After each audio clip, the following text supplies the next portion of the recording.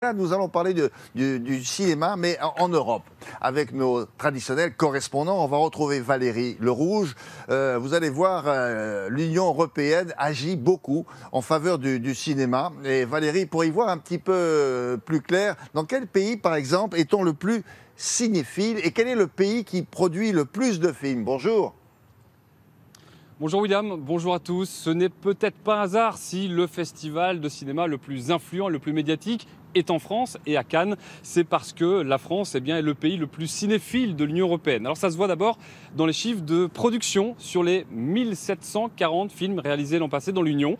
283 étaient français, c'est la première marche du podium, devant l'Allemagne et l'Espagne. Contre toute attente, le Royaume-Uni est loin derrière avec 200 films.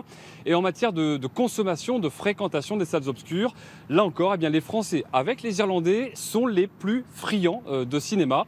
Et comme nous sommes plus nombreux que les Irlandais, en nombre de tickets vendus de cinéma, la France est très loin devant.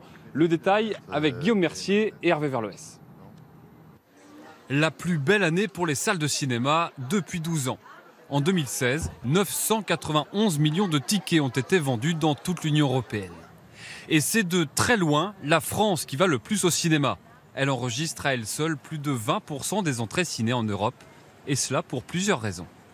Vous avez de manière générale une grande culture cinématographique. Vous avez une éducation aux médias et au cinéma dans les écoles. Vous avez des stratégies de marketing qui marchent comme la fête du cinéma, donc prix des tickets très bas et comme ça les gens peuvent aller au cinéma. Sur le plan financier, l'État français aide le cinéma, que ce soit au niveau des salles d'art et d'essai qui programment des films un peu plus difficiles. Les Français vont en moyenne 3,2 fois au cinéma par an et parmi les moins friands de 7e art, les Allemands avec seulement 1,4 tickets par personne et par an. Je pense qu'on va trop peu au cinéma. On préfère rester sur le canapé à la maison avec son ordinateur portable. On va au cinéma uniquement si le film est très bien. C'est cher. Et puis il y a d'autres moyens pour voir des films. Mes fils et leurs amis disent souvent que s'ils avaient plus d'argent, ils iraient plus au cinéma. Il faudrait peut-être proposer des places moins chères pour les écoliers et les étudiants. En tête du box-office européen, les films d'animation. Sur les 4 plus gros succès, 3 dessins animés, Comme des bêtes, Le Monde de Dory et Zootopie. Une tendance en Europe qui se vérifie aussi en Belgique. Le dessin animé, oui, parce que j'ai grandi avec ça. J'aime trop ça. Même de mon âge, j'aime trop ça. Le côté un peu ludique, le côté un peu rêveur et le côté un peu décalé, étant donné qu'aujourd'hui on a évolué dans tout ce qui est dessin animé, c'est aussi et pour les enfants et pour les adultes, quoi. Les films d'horreur quand je suis seul et les films de dessin animé quand je suis avec des filles. C'est elles qui choisissent. Et l'année 2017 devrait confirmer le succès du dessin animé en Belgique notamment, avec l'adaptation ciné d'une fierté nationale, Les Schtroumpfs.